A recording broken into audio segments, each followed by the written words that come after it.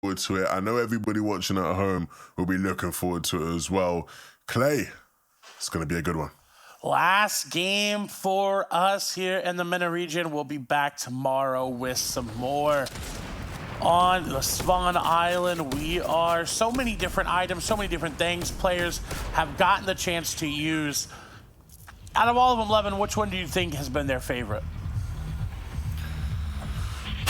That's a hard one. That is a very, very hard one. I don't know if I have an answer for you there, man. You're sort of just putting me on the spot here. I am. I'd have to say the tanks. Let's be real. Let's be real. Everyone that uses the tanks, you gotta know that they're enjoying that. You gotta know that they're sitting back like, ha, got some elims, ha, let's go. Yeah, I now, after this, I'm going to hop in and get some tank play for myself. I've not experienced the tanks for myself, you know, so maybe I need to just jump in, land on the tank, and just go off. I mean, to be fair, when tanks were first introduced, the first thing I did was land tilted, grab a tank, and destroy all of Tilted Towers. Multiple times. You're that guy. Oh, yeah. I did it multiple times. It was great, and I definitely recommend you playing some. Well, if you happen to be playing EU today and you see Tilted completely destroyed, you know who did it. It was your boy 11-2K, or maybe Clay playing on EU as well. Who knows? As we hop over here, 2 Shifty Shafts bleed. Really struggling here. Nachiri, his teammate, not in an even better position either. Tried to finish things off, and that's not going to be great. Nachiri, one of the players who literally broke the record for points in the Cash Cup yesterday, did so incredibly well, just hasn't been able to translate that into no build. And Bleed now all alone will have to do everything he can to keep his team in this game. It won't be impossible, but it's definitely a mountain to climb. Ooh, shots coming through. Connecting where they need to connect, when they need to connect, Bleed may be able to do it. The mountain is not looking that big anymore, but they've got to worry about Overshield. Of course, Overshield provides for that extra bit of a health buffer. And now Bleed has the card, but now he needs to try and get some loot, try and get something to get his HP up. Because Passir currently has that advantage, and if they're not careful, they're going to run into each other soon. He's got to be careful. He's got to try and get behind. That was not favorable for him whatsoever. Can he hit the crucial shots? The drum shotgun might be too much for him. Oh, it's not though. 2 HP. Bleed will pick up the elimination and keep his team in the game. What a way to win off spawn in game number 4. Wow, Bleed putting the team on his back and saving the day. They said, mountains, that's easy. I can climb those no problem, Levin. Got the reboot as well. Wow. I was counting the Cheery out there. I didn't know if they'd be able to do it, but Bleed wins the fight, even with all the odds stacked up against him. And doing a brilliant job. Moving over to Command. Oh, we've got 4, 5 teams here now. This is the aggression we were expecting to see from players, and now we get to see it. We've got 3 over here. We've got Sonic, BLW, multiple other teams here trying to find that card. Yonks is here as well. So many players decided, hey, you know what? We're not having the best of games. Let's just go over to Command and make it happen. Yeah, man. That final game, let's see if maybe we can get the bot, get the Vault. Unlimited loot there at that point. Plenty of shields. Even here at Kondo. I don't think we've watched much Kondo or Spawn. I doubt there was much happening, but clearly in this last game, Zero, who we've seen be pretty impressive, trying to find an angle. Vando has got to be careful. Faris, who we saw go down in heartbreaking fashion last game, does have his teammate Clutcher with him though. And maybe that could be the difference this game. Kano's a good POI, but it's very hard to fight early. I feel like just because there's so many layers to this spot right here that you could use that anvil rocket launcher to break it up, but then someone just goes just a step below or a step above onto another layer. So Clutcher really's got to put down the pressure there. As Dylan is nearby as well. Zone's not in their favor. They got about 2 minutes realistically to get into zone before it causes them any issues, but looked at Ferris. I think they're setting up a pinch as Clutch is going to go for the shot, is going to take the damage first, and then Van going to get beamed from behind. But Ferris drops their guard, goes for the shockwave, and is just going to get obliterated there by Poor. What a shot. Wow. That was really nice. Poor. We've not seen many people whipping out the striker pump shotgun, but he does and uses it well. FHD though will go down. I don't know if you're going to be able to get a res off here, Yonks. He will stick it though. And maybe this is the play. No, it's not the play. They go down. Back to the lobby for today. That will be the end of their games. And that one is really unfortunate. We've seen them all over them, I feel like. We saw them at Tilted, game 2, towards the west, game 3, and now up towards Command, game 4. But back to the lobby in game 4, most importantly. They say pros don't fake, and they mean it.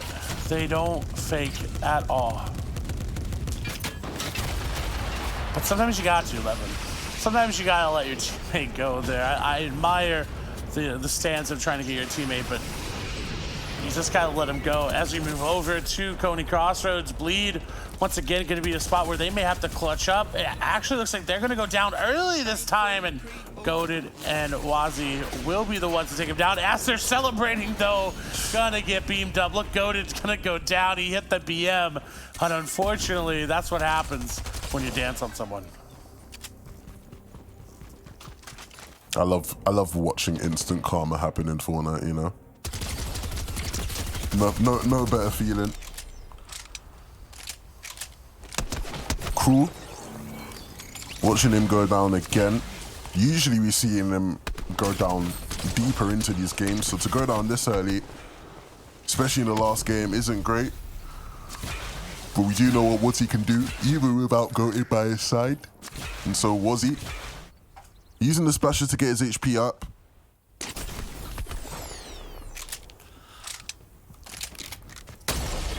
This isn't great. This is not great at all. The shockwave will change up the angle and the point of attack. But this tree for Wazzy may not do enough. He uses a mini, but can't even put it to good use. He just gets tagged right back down. And now this shockwave going to be key in the way this fight plays out from now. Wazzy has the high ground. He has 150 HP now. But can he hit the crucial shots? Doesn't have a shotgun, but the SMG will be enough. Ooh. And the dance comes out as well. They dance on the players that were dancing on the other players because they finally ended up getting him. We'll be able to get the reboot off as well once they get that card. Moving over. Log jam trick shots up above. We've got Soriano down below. They find themselves in an awkward situation yet again. Will they get out of it this time? Soriano is a very well-known player here in the MENA region, and I'm sad to not see him doing as well. Yeah, I think I saw someone in chat asking how Soriano's doing. It's a shame. But look, we got a couple more days where these players will get to fight for themselves.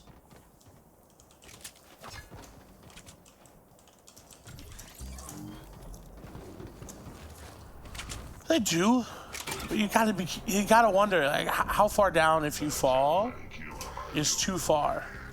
You know, if you get into that last spot, do you have that opportunity to keep coming through? I think you do, going into tomorrow, but once it gets past that, then you really have to start to wonder how far you can go before it's first place is out of the reach. Again, it is all for charity, so no matter what place you get, you are going to get some money there for the charity of your choosing. But you know, these players, they want to be able to get first place overall.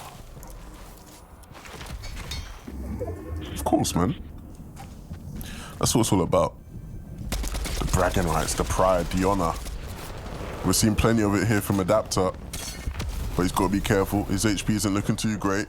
Van is down, so now Port has to fight on his own. And Adapter doing a brilliant job to try to break the vehicle, force him out. And so Paul will run away. Mansour on the chase though. Oh, just obliterated him too. I didn't even really see him, just knew that they'd be hiding behind that rock, and that's the aim that these pros have that, you know, we knew was going to be such a big factor coming into today. Look at Poor though, just trying to hide out. Doesn't want the same thing to happen to them, Lover. They're just here. They're just trying to survive.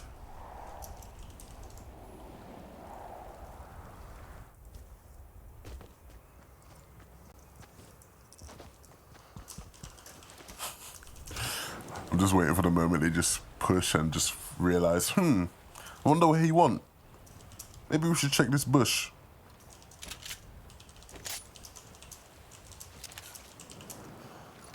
And Porsche just like, please don't check it. Please don't. Let me live. Oh, that's not great. Rabbit taking significant amounts of damage.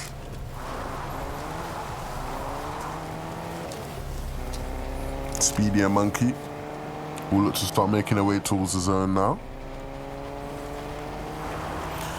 And this zone's a bit different to some of the other ones we've seen. A lot more mountainous, a lot more different elevations. And it's hard to say who that will be good or bad for as we move into this end game. But definitely something a bit different, a different flavor from what we've seen. Rabbit's been able to get his HP back up a bit. And their positioning's looking a lot stronger. But we all know we don't want to speak too soon. We've seen these sort of positions before where players look like they're good. And all of a sudden, someone just has that slight angle on you, couple headshots, and it's all down the drain. Oh. As they're trying to get this player down here, they don't have the best angle on him. They're just trying to shoot, put the damage down. And in all honesty, they have the best positioning in the zone. Like, it is so great because there's going to be very few people that can get up to them.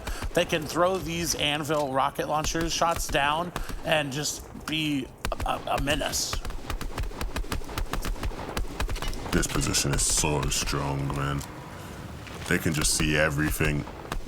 Monkey and Speedy sitting ducks. There's just not much they can do. They know they're in that bush as well, so they'll just keep spraying it.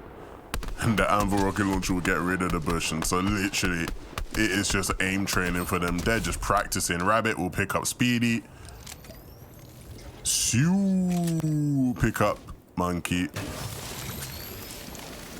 And that will be a couple eliminations for them, and they're looking for maybe another pair of eliminations.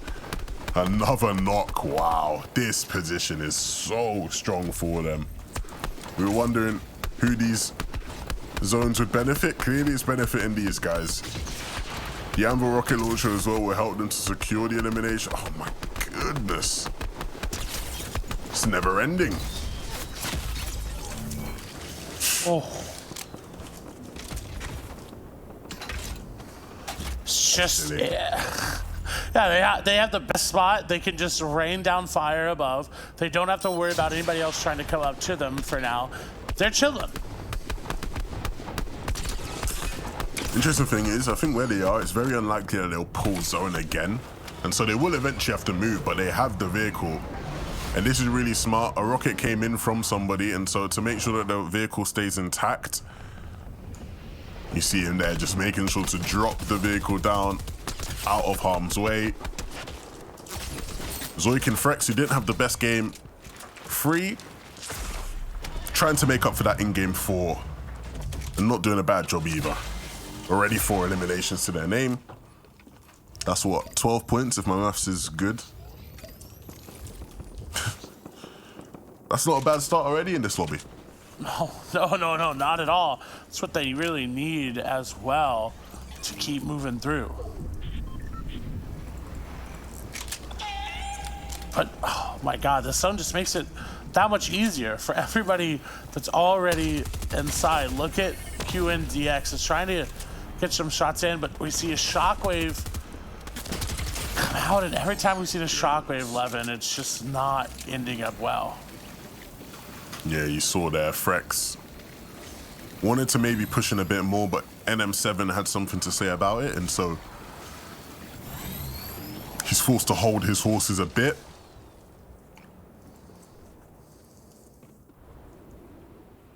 They've got to be careful. What was once a nice little building with a lot of cover is just a couple walls and some furniture.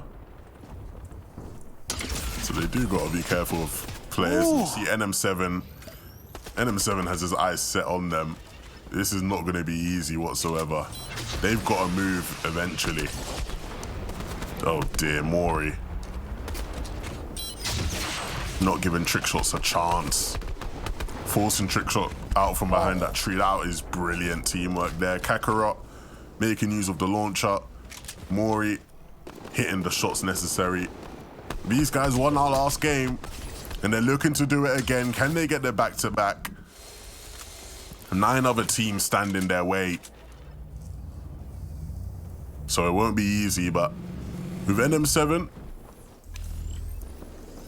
just around the corner, they have to be careful. Because if he gets even the sense that they could be vulnerable, he will certainly take it. But they're in such a good spot with this hill. They have the cow catchers in multiple spots. They can just chill naturally on this hill. They don't have to worry about anything. They're in the best spot positioning-wise.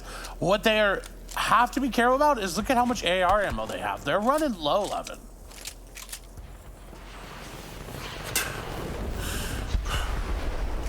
This is where things get really interesting, right? Because Adams, oh yeah, Rakan, it was never gonna go well. They knew he was there, and so they take him out.